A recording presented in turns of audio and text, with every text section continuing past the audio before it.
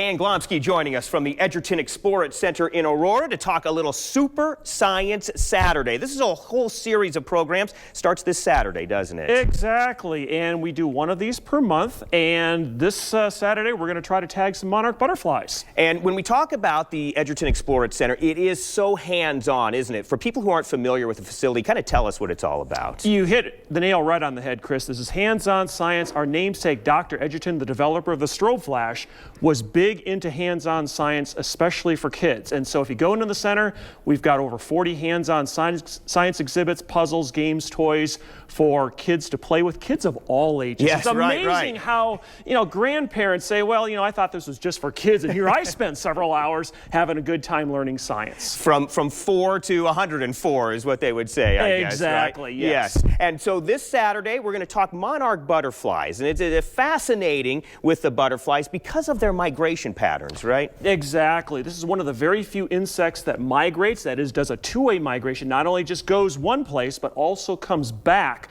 And right now, the monarchs are hopefully starting to come through. I'm seeing a few here and there, and so we hope to tag some of the migrants trying to make it from points further north down to Mexico, a trip that can be as far as 3,000 miles. Yeah, amazing for such a little creature like this. And Nebraska is part of that pattern, is that right? It is. In fact, really the home base of the monarchs in terms of their breeding is the Corn Belt. Nebraska, Iowa, maybe southern Minnesota, Wisconsin, Illinois, Indiana. So this is really the key for regenerating these guys. And I say regenerating because their numbers have been very, very low over the last few years. They've really taken a nosedive population-wise, as much as 95%.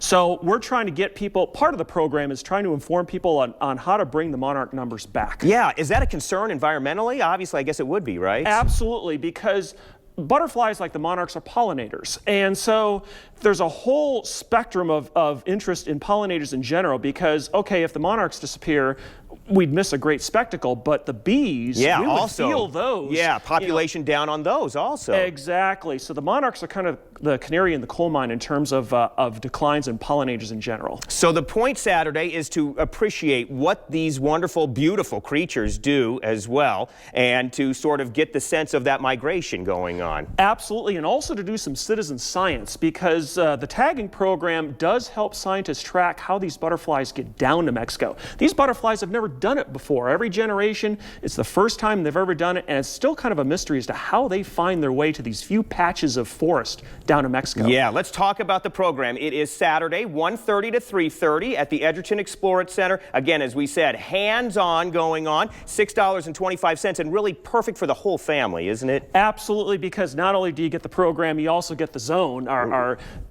hands-on exhibit area. So basically, we don't charge anything additional for the program. You can come and enjoy both things. Very good. When we come back, we're not done with you yet, Dan. We're going to have some butterflies and do some tagging. It sounds like sharp pins and insects with me, which may be trouble, but you think we can do it, huh? I think you can do it, and no pins involved. Oh, good. Okay, good. I won't be sharp. I won't be cutting myself. All right, when we come back, Dan Glomski, Shelby, and I tagging some butterflies. We'll do that next on News 5 Today.